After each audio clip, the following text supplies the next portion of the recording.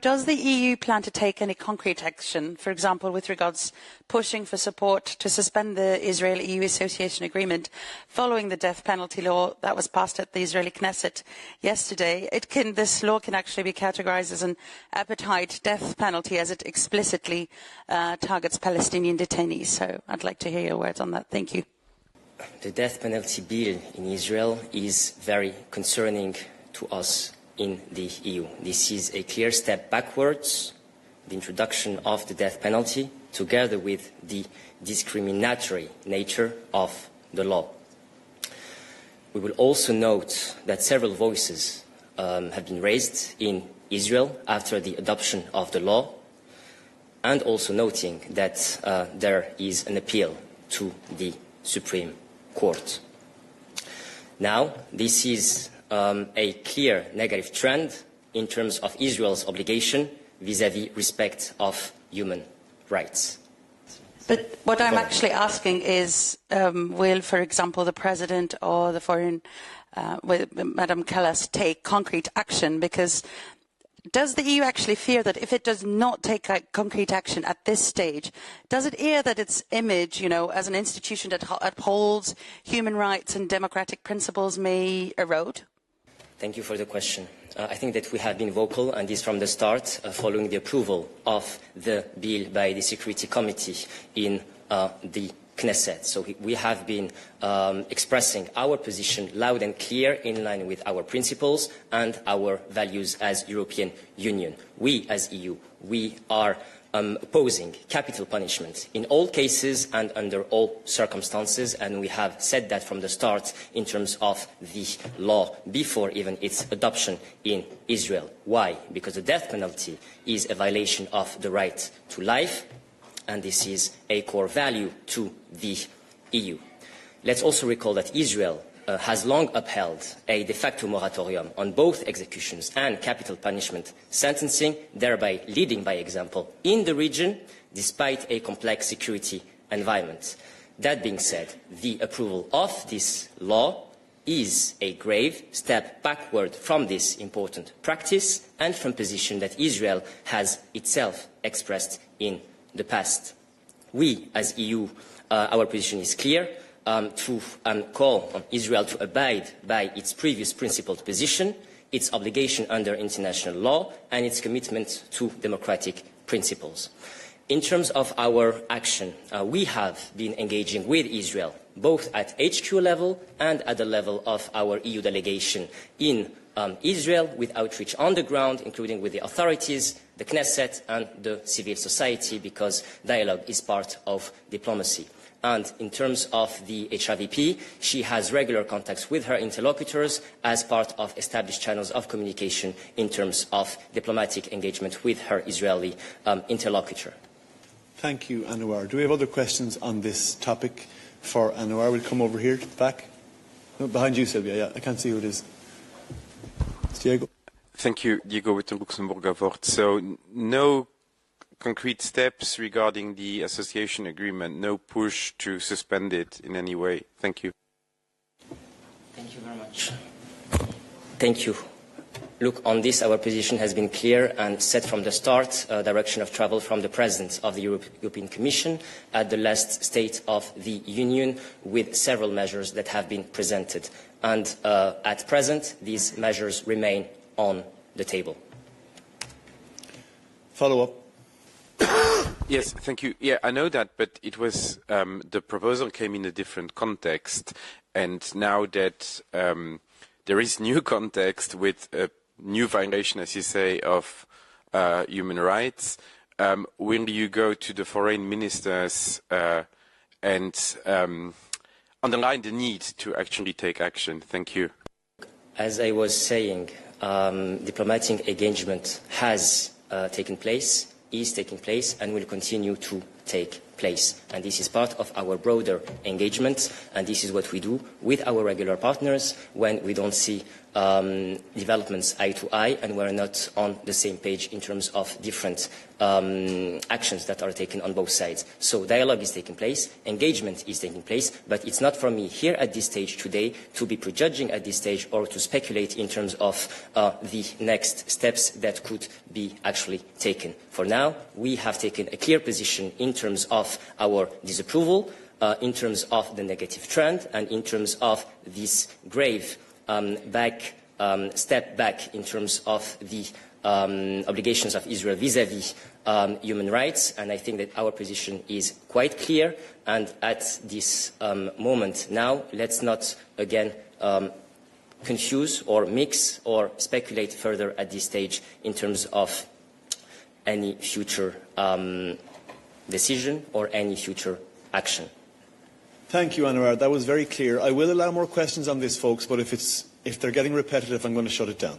Anwar has given a very clear answer on where we stand, what may or may not come next, and that's all we have to say on this for the moment. Mose, go ahead.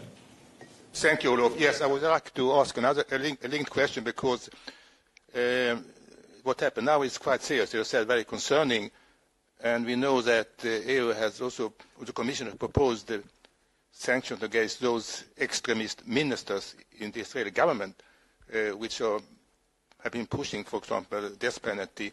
So I would like to ask you if you think that it is more likely to happen in the wake of this decision, I mean, in order to send a signal to the current Israeli government that this is unacceptable. Mose, thank you, but that was a variation of the same question. Anwar has been quite clear, and we're not going to go beyond what he has said at this stage. Are there other questions on this topic? If not, are there other questions for Anwar on other foreign affairs topics he covers? Go ahead. Hello, thank you very much. Melika Pala from Anadolu. My question is about the occupied West Bank. So there has been a noticeable increase in the violence by Israeli illegal settlers in the West Bank, which continues to threaten the fundamental rights of Palestinians. And additionally, last week, Israeli authorities prevented the Patriarch from entering East Jerusalem, occupied East Jerusalem, during the Christian Holy Week. First of all, I want to ask you the European Commission current position on these developments. And if I may, my second question is going to be about the sanctions targeting Israeli settlers. It's also on the table for a while, we understand that, but so far EU didn't take any concentrated steps in response to sanctions against these settlers. So when considering the current situation, the EU is considering any concentrated steps in response of this violence? If yes, what are the things are under consideration? Thank you very much. Thank you. On this, we have been having a long-standing position, quite clear, and I'm happy here to reiterate it. And it's a position that has been taken at the highest level, at the level of our leaders at the European Council. We strongly condemn Israel's unilateral actions aiming to expand its presence in the West Bank, including East Jerusalem, which the International Court of Justice advisory opinion of the 19th of July 2024 declared to be unlawful. And we urge the government of Israel to reverse these decisions, to abide by its obligation under international law, and to protect the Palestinian population of the occupied territories. We'll also recall that settlements are illegal under international law. Now, in terms of the settler violence, we have strongly condemned, and will continue to do so, the growing settler violence against Palestinian civilians, including violence against Christian communities, and we reiterate our call, again, in terms of the work forward on further restrictive measures against extremist settlers and entities, together with organizations that are supporting them. And this is a call that the High Rep herself has echoed again at the last Foreign Affairs Council, because, as you know, for sanctions, unanimity is the rule, and we have 26 member states that have been in favor of the adoption of further sanctions against extremist settlers, but we need to have 27 out of 27. On the second angle of your question, because I think that you touched on the holy sites, our position is clear. We call for full preservation and full respect of the status quo of Jerusalem's holy site, as again amplified by the High Representative over the weekend in her post. Thank you, Anwar. I just want to, wearing my trade spokesperson hat, compliment what Anwar has said, and that is to remind you, as we've done from the podium before, that the European Union implements a differentiation policy towards Israel and the occupied territories, whereby goods originating from Israeli settlements in occupied territories since June 1967 do not fall within the scope of trade with Israel. What that means is that goods originating from Israeli settlements in territories that came under Israeli administration since June 1967 are not entitled to benefit from any preferential trade or tariff treatment. So I hope that's very clear. Other questions for Anwar on this topic or on the many topics he covers? I don't see hands raised. We open the floor for other questions. Italy. Finally, I would like to extend a warm welcome to the 50 journalism students from the Flemish University Thomas More who are joining us in the press room today. We hope you enjoy your time here in the Commission. We hope you learn loads, and we're very happy to see you. So that's it for our announcements. We can now pass to your questions. Go ahead. Thank you, Vitaly Sizov, Freedom TV channel. It's connected with international relations. Maybe you know it was exchange between the President of Ukraine, Zelensky, and United States administration about the condition of security guarantee. Ukrainian President said that one of preconditions is withdrawing of Ukrainian army from Donbass, and in this case, United States is ready to provide security guarantee for Ukraine. I would like to ask about position of EU. What you think should be this condition? Should be withdrawing of troops precondition of peace, and could it lead in some way to peace? And from a point of view of EU, will you continue support of Ukraine in case if Ukraine reject this allegedly proposition to withdraw troops? Thank you. Thank you, Vitaly. I will not go into all the scenarios and variations of this scenario, but I'll be very clear when it comes to the questions on the very principle of our support to Ukraine. And also when it comes to our position when it comes to peace, because there's no one that wants more peace than Ukraine and than the EU. So the basic principles are very clear. One, it is for Ukraine to decide the actual conditions of the peace, and second, there's nothing about Ukraine and the EU that can be decided without Ukraine, and the EU will always be there to support. When it comes also to this support in the peace context, let me reiterate also once more that upholding Ukraine's independence, sovereignty and territorial integrity is crucial. And I would also like to point you out towards our statement on the 5th year of Russia's war of aggression, where we reaffirm our continuing unwavering support for Ukraine's independence. And we have a statement on Bucha that we have just issued reiterating the need to ensure the territorial integrity within its international recognized borders with the purposes and principles of the Charter of the United Nations and the international law. Thank you, Anita. Other questions for Anita? We're going over here. Thank you, Maria Psara from FC Newspaper Greece. I would like to know about the participants in the meeting today in Kiev. We were told that it is an MFA, so you have the list of participants. Can you please elaborate also about the practicals of and the choreography maybe of this meeting? Thank you. Thank you. I can give you the list that we have now at hand. It is also for the Council because it's a Foreign Affairs informal Council as such. We have several ministers, but indeed not everybody is participating at ministerial level, so we will have to look into this. Thank you, Anita. Follow-up. How many ministers are there? Thank you. Again, I need to check. I have 12 for now counted, but we'll be happy to send you the updated list as soon as I have it. Thanks. We'll find the number for you and come back ASAP, Maria. Go ahead. Valeria Pashko, public broadcaster Ukraine. I'm not sure it's for Anita or not, but it's on Hungary and Russia.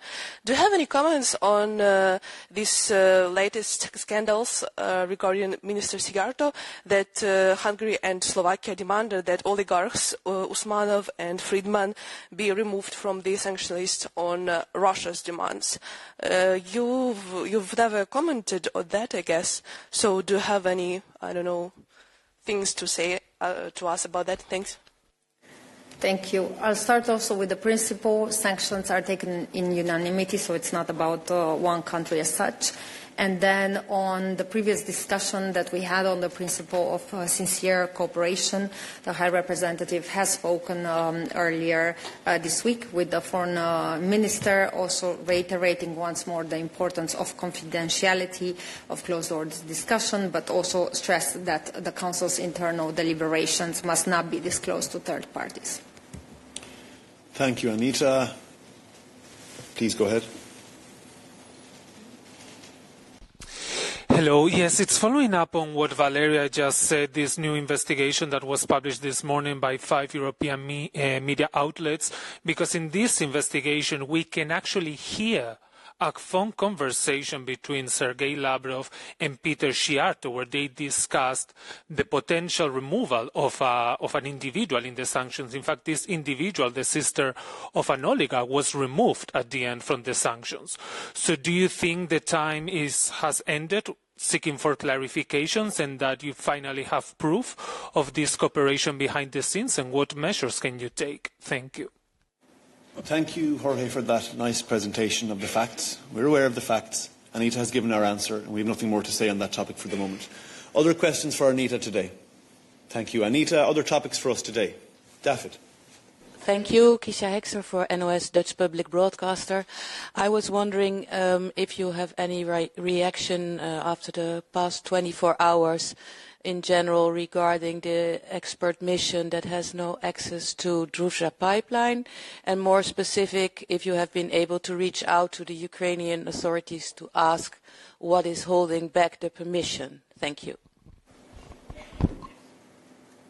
Thank you for your question. We have no update to provide at this time. You can also pose this question later at the Energy Council press conference. We encourage you to do so.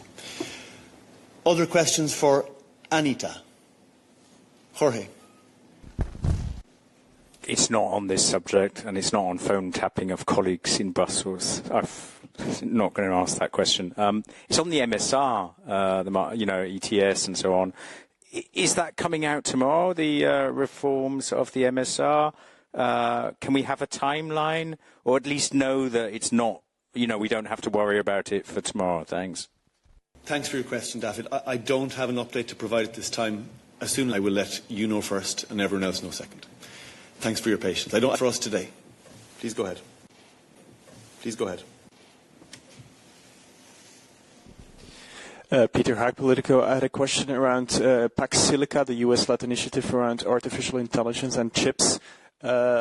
Yesterday, U.S. Undersecretary for Economic Affairs Jacob Hellberg urged Brussels to join the Pax Silica network, and he even hinted somehow that Brussels is holding up progress on the talks. I wanted to know what the latest state is of the negotiations, and if you're entering in negotiations with what the EU wants to get out of this itself. Thank you, Peter. I'll be disappointing you because I'll be very short. We are engaging with our U.S. counterparts like we always do, and we're exploring all potential options at this stage. Follow-up? I know that EU countries also discussed this on Friday. They kind of then blocked the green light for the Commission to enter negotiations because of tax sovereignty concerns. They say that it runs counter the idea that Europe should be more technologically sovereign. What would your response be to them? There again, we're engaging with the US, but also with our member states, obviously, so we're carefully listening to all of them. No decision has been taken on our side for now, but... Merci, Thomas Razier. Thank you, Razia Akoc. I do have a question for Toma, but I briefly just want to say I didn't quite like your response to Jorge, Olof. I think it was a very valid question considering the content of the phone call, but I'll go to my question to Toma. I don't think I've seen any information about who this American is meeting. Can you give us, like, who's he meeting in terms of the European Commission and whatnot? Thank you. Thank you. I'm not aware of any meetings I can report for now, but if I have some news, I will definitely get back to both of you, Peter, Raz, and the others. And for my part, Jorge, I only insist when there's nothing more from our side to say. So if my tone caused you offence, I do apologise. And we're only doing our best from this side of the podium, as you're doing your best from your side. Other questions for Thomas? I don't see hands in the room or on. Question for Ricardo on public state aid. Donc la Commission européenne a annoncé l'ouverture d'une enquête approfondie sur l'aide publique de la France pour la construction de nouveaux réacteurs nucléaires par EDF.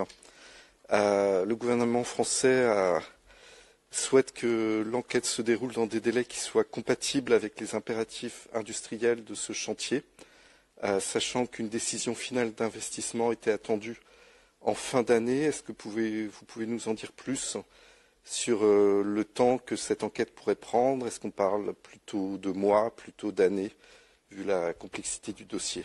Merci. Bonjour et merci beaucoup pour cette question.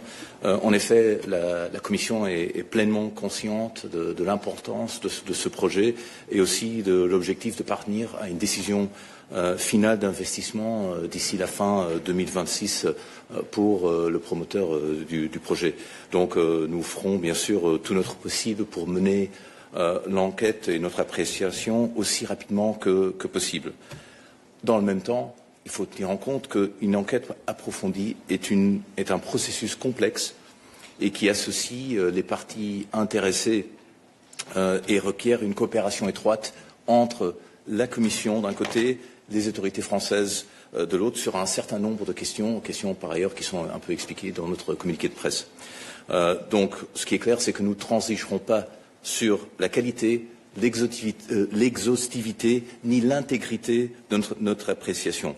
Et nous ferons de toute façon le plus rapidement possible de sorte de conclure notre appréciation de ceci. Merci. Yeah, it's about the recent Slovak double pricing of fuels. I was wondering if there's been any follow-up. So, I mean, the double pricing, higher pricing for foreigners or non-Slovaks is obviously illegal against EU law. But I mean, when would there be any action from the point of view of the Commission? I suppose it's at a level of a formal letter of notice, right?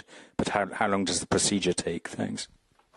Thanks very much, Daphne. That's actually a question for Siobhan covering the internal market, so we'll bring her up afterwards. First, I just want to check, are there any other questions for Ricardo on the files he covers? I don't see hands in the room or online. Thanks very much, Ricardo. Come on up, Siobhan. And thanks, Olaf, and thanks, David. I think I more or less got the gist of your question about the fuel prices. Indeed, we have taken note that the Slovak government has adopted a measure that imposed a 30-day fuel price cap on diesel refueling in Slovakia that has introduced differentiated diesel pricing for domestic and foreign vehicles, of course with higher prices for vehicles that have foreign registration plates. And we consider this measure highly discriminatory and against EU law. And of course we understand the need to support citizens at this time, but measures should not discriminate based on nationality, nor should they, of course, undermine the integrity of the internal market. So the Commission will take appropriate legal action to ensure compliance when we see evidence of citizens being discriminated against, as would appear to be the case here. And this is why we did send a letter to Slovakian authorities last week asking for a reply. And member states, I just want to emphasize that member states can take measures to support their citizens, but these should not be discriminatory.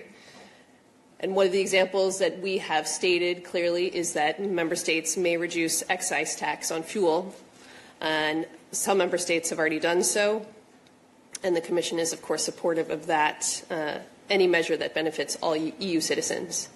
So as for timelines, there are no strict timelines. We, of course, in any case, would seek to be in constructive dialogue with authorities where we see something that is not compatible. David. Sorry, it's just quick, but in terms of follow-up, in legal follow-up, there's no possibility within this energy crisis to actually stamp down on the double pricing. It would take too long, right? We're any sort of infringement procedure. Thanks for the follow-up, David. Before Siobhan jumps in, just to offer a brief response from my side on behalf of the Commission in general. I mean, the Commission is doing what it can here. Siobhan mentioned that what we're concerned about here is the integrity of the internal market. The Commission's job is to protect the integrity of the internal market, and that is what we are doing. And by the way, there is precedent for this. We have sent similar letters to other member states in the past when we perceived similar threats to the integrity of the internal market. So we're taking action. We're playing our role. There's no defined timelines, but I think we're doing what we're supposed to do. Anything to add to that, Siobhan? No, thanks, Olaf. And indeed, in 2022, there were other cases of member states implementing similar measures, and following the Commission sending letters of formal notice, both measures were withdrawn. So I would think in this case that this is a good start to remedying something that is clearly discriminatory as it stands. Indeed. So just to be really clear, we have sent a letter. We are in dialogue with the member state in question. We will continue our engagement, and we're not going to prejudge next steps from this. Other questions on this topic for Siobhan? Other questions for Siobhan on the many topics she covers?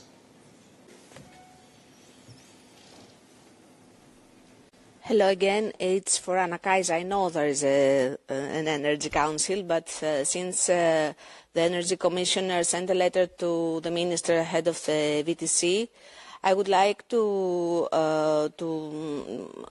have some information about the recommendations that are contained in this letter. And between others, he says that Europeans should consider travelling less to avoid energy shortages. Is the situation so bad? Thank you. Thank you, Maria. So, two things. First of all, it is a question for the Energy Council because you're asking questions about a transport issue, but as it relates to energy matters. And but the one clarification I can provide, and by the way, this is referenced in our daily news just published. What we're saying is that to member states is that there are a range of measures they can consider, nothing more. We're not going to go into the details of those now. You can ask that question at the press conference this afternoon if you like. But to be clear, the Commission will never tell member states to do A, B or C. But exercising our role as the guardian of the treaty and the engine of European integration and the machine trying to keep everything moving forward here, certainly in this case we pointed out to member states that there are options to them in terms of energy savings as they relate to the transport sector. Nothing more. Other questions for us today? Go ahead. Apologies, I'm afraid I might have to ask Anwar to come back. I want to ask about the UNIFIL soldiers killed in Lebanon. Does the EU have any comment on UNIFIL peacekeepers being killed in Lebanon? And there were also reports that the French contingent of UNIFIL was targeted actually 3 times by the Israeli army during the weekend. What is your react as Israeli attacks continue on Lebanon? Thank you. Come back, Anwar. Go ahead. Thank you for the question. We as European Union condemn the attacks that have resulted in the death of UNIFIL peacekeepers and in others being injured. We also condemn the attacks that have targeted the French contingent in the last few days. We extend our condolences to the families of the victims and we wish prompt recovery to those injured. We call for a thorough investigation to shed light on these grave attacks. These attacks are a grave violation of international law, are totally unacceptable, and must stop immediately. We as EU reiterate our unwavering support to UNIFIL, which is a fundamental force for the stabilization of Lebanon. Thank you, Anwar. As this great man is back on the stage with me, I want to check if there are any other questions for Anwar. No, there are not. Merci, Anwar. Then, do we have other... Oui, bonjour, Thomas Galawati de l'agence de presse DN Chronos. C'est sur la crise énergétique, mais c'est sur les affaires des budgets. Et donc, parce qu'en Italie, le ministre de l'économie, Giancarlo Giorgetti, a dit qu'il souhaiterait la suspension du pacte de stabilité pour répondre à la crise énergétique.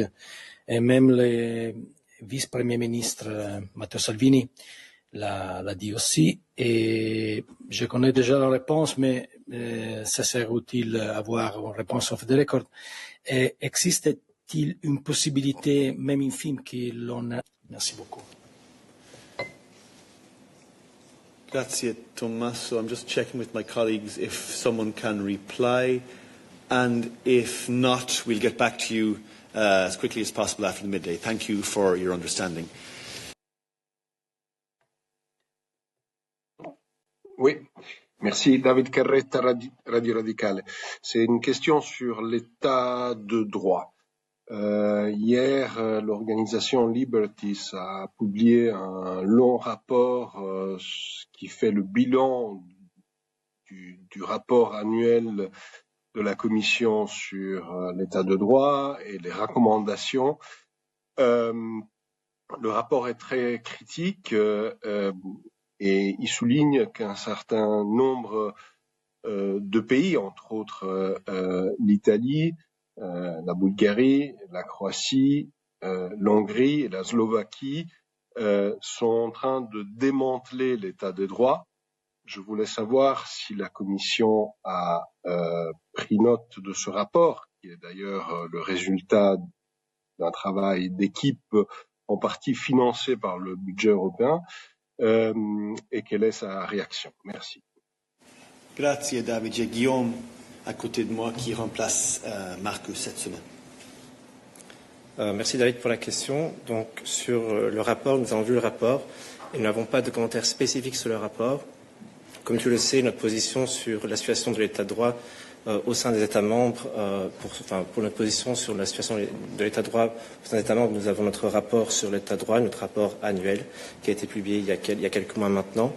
Notre rapport annuel couvre l'ensemble des États membres de manière objective et de manière égale dans notre méthodologie. Le rapport a vraiment solidifié, on va dire, l'engagement des États membres qui a mené à des engagements et de manière réussie au fil des dernières années. Le rapport, comme tu le sais, est une manière de prévenir les problèmes d'état de droit, mais aussi de pouvoir en discuter et d'avoir une approche basée sur le dialogue. Et tout ceci a été renforcé au fil des dernières années, au fil de ce rapport état de droit et des différentes réformes que nous avons mises en place. C'est important de rappeler que pour l'élaboration des rapports sur l'état de droit, la Commission précède d'abord à une vaste consultation. On accueille favorablement vraiment la contribution d'une grande partie de parties prenantes. Par exemple, pour le dernier rapport 2025, la Commission a reçu et analysé près de 270 contributions de parties prenantes et les services de la Commission ont aussi tenu plus de 650 réunions dans les 27 États membres et aussi dans quelques pays dans le cadre de l'élargissement. Donc, ça démontre vraiment le travail très important qui a été mis en place, comme tu le sais, aussi bien avec les autorités nationales, les ministères, les tribunaux, des organismes indépendants, organisations de la société civile et autres parties prenantes. Donc vraiment, notre rapport sert à promouvoir l'état de droit, vise, comme je le disais, à prévenir l'apparition ou l'aggravation de nouveaux problèmes. Il complète d'autres éléments qu'on a dans notre boîte à outils sur l'état de droit. Et ces outils, comme tu le sais, comprennent par exemple les infractions Nous avons aussi des infractions qui visent justement à protéger les valeurs fondatrices de l'Union européenne, ou alors comme l'article 7 du traité de l'Union européenne. Tu as un follow-up?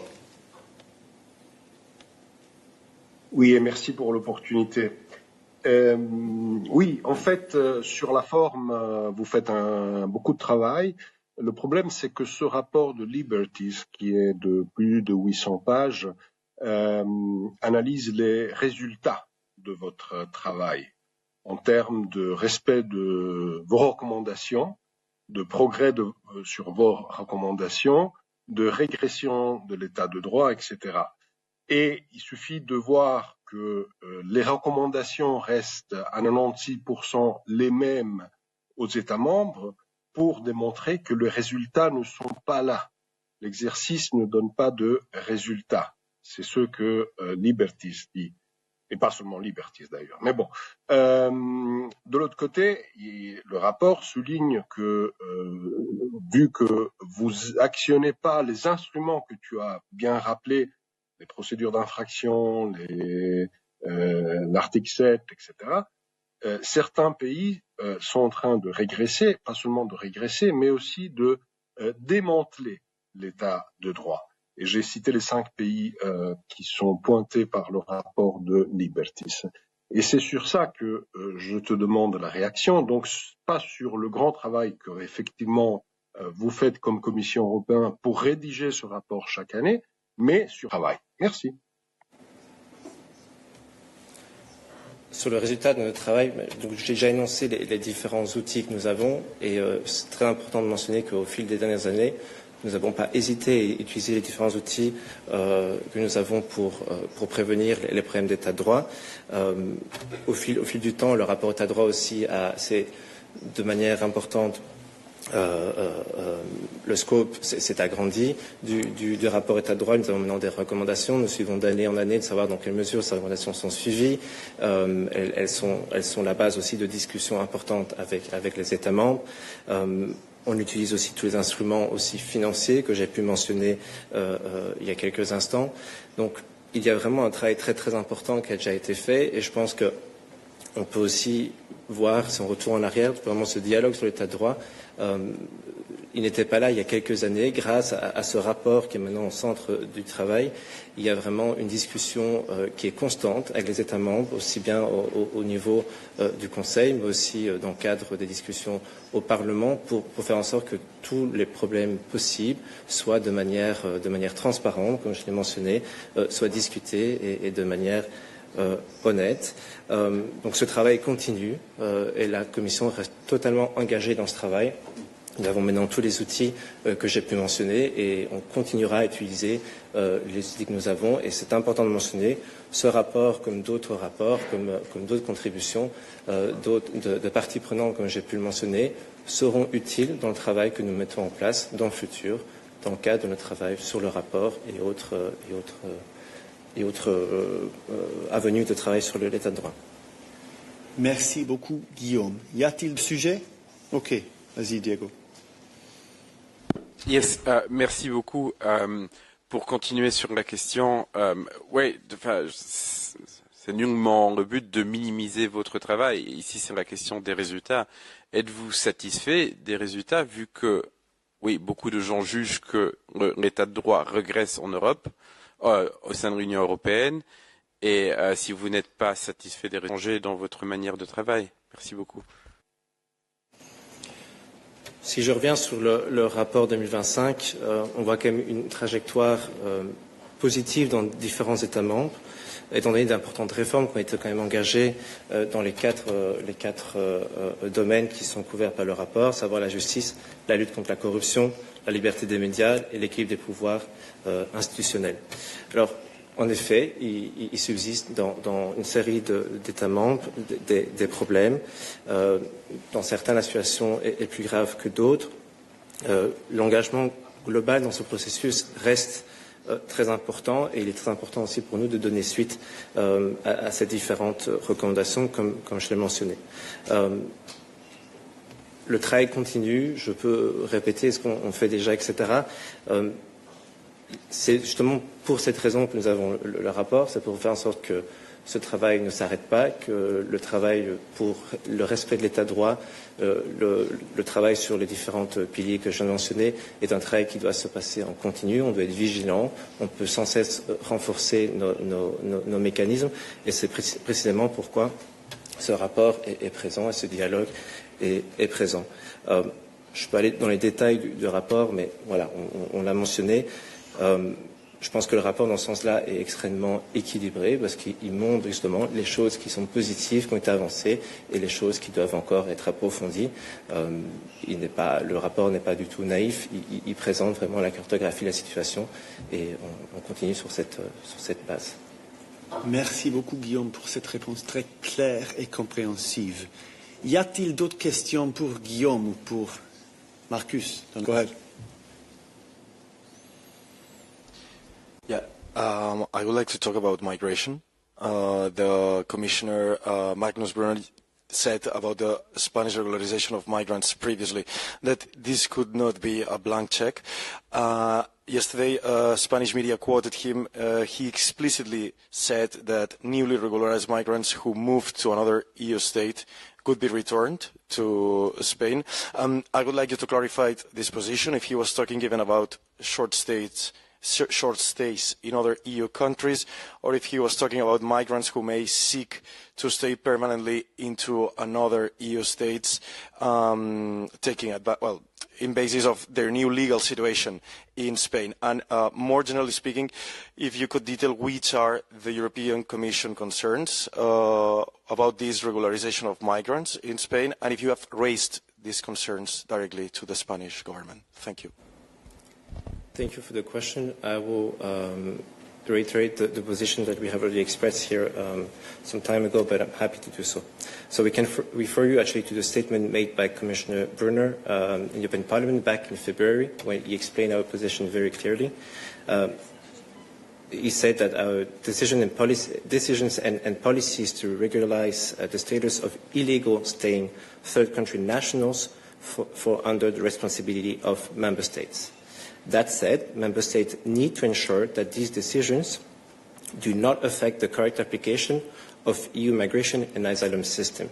So notably, the member states needs to ensure that any recipient of a national resident permits who is found to be illegally staying in another member state who applies for asylum in another member state is returned to the member states who issued the residence permit. This is regulated under the Return Directive and the EU Asylum, respectively.